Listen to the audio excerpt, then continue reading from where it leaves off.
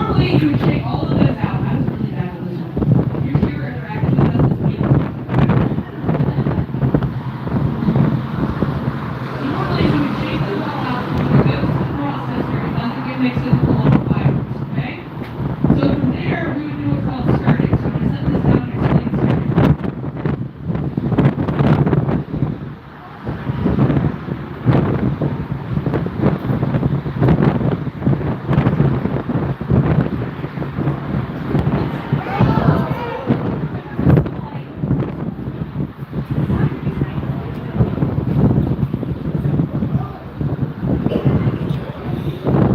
Anybody have any doubts that sheep are born trying to kill themselves?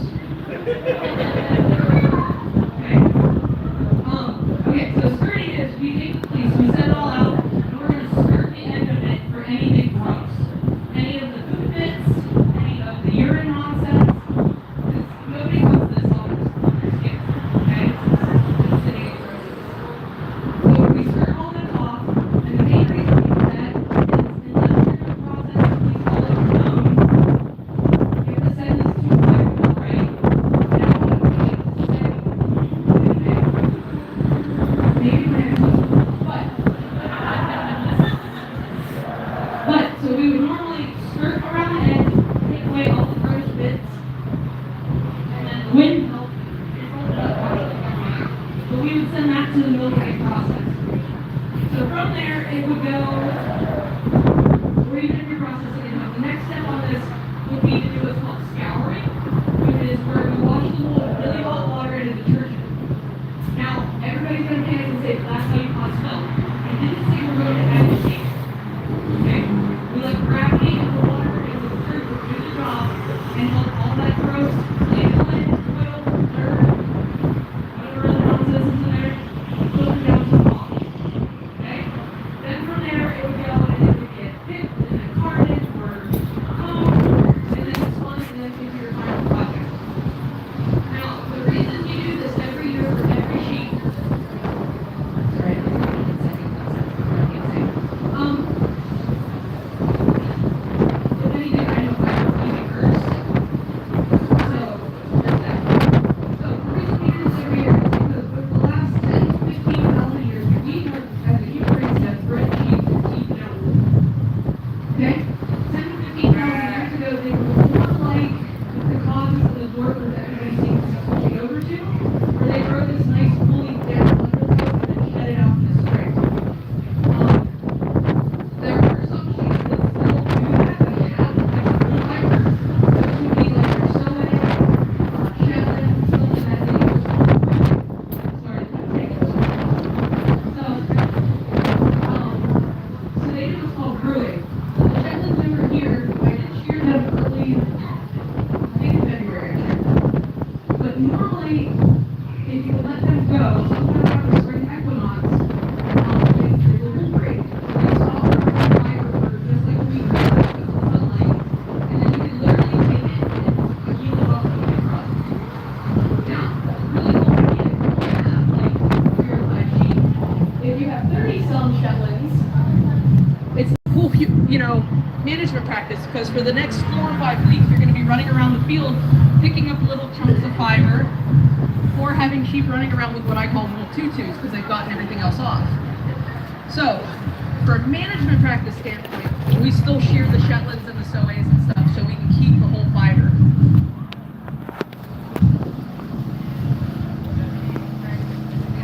Okay, my brain's not functioning, it's still very early for me.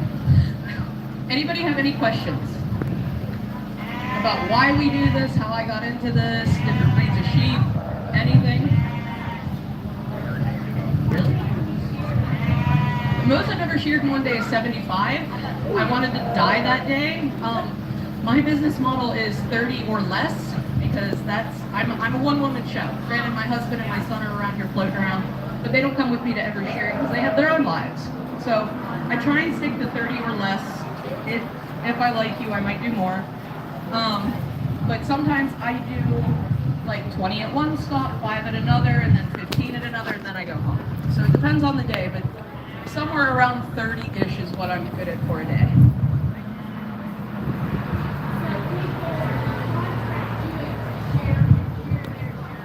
Correct. I get called out to different farms that want their sheep sheared,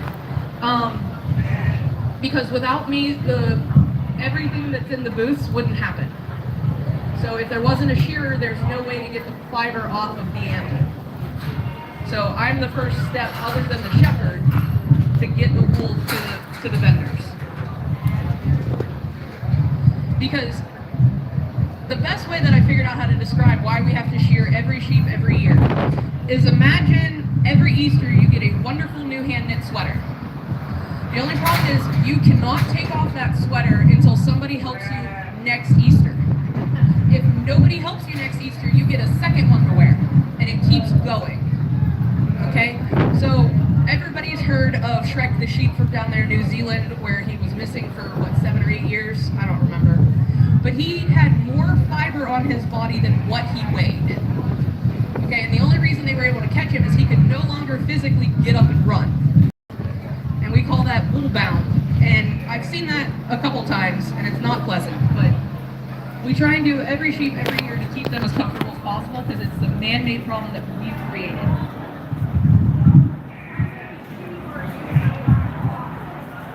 It varies. I've driven 2 or 3 hours to shear a single sheep. I've driven 15 minutes to shear 30. They're everywhere. There's sheep all over in places you wouldn't believe, like behind Kennywood. How many skeins of yarn do you get? So I can never tell you how many skeins of yarn you're going to get. I can tell you poundage.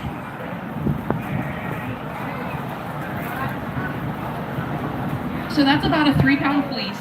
After scouring, combing, and everything, you would get maybe 1.5 pounds, maybe 2 pounds if you had a really good spinner or hand spinning. Because I can't tell anybody how many skeins you're going to get, because I don't know, are you doing a lace weight, a fall tee, are you doing a 2-ply, a 3-ply? There's too many variants in there, so I can always only break it down into poundage. Any other questions?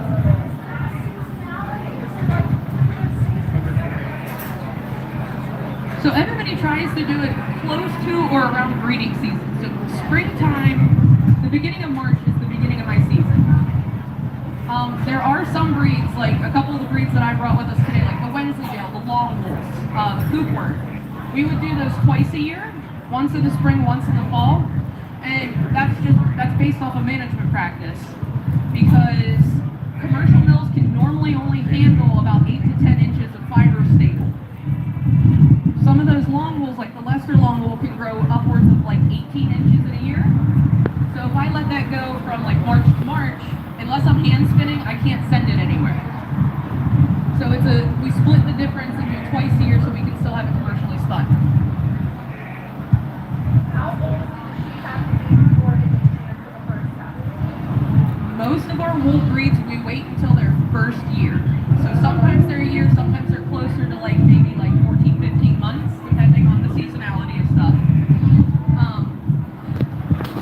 But like the club lambs that everybody's used to seeing at fair, they're sheared from like 2 months on, so they have that nice slick coat and nonsense.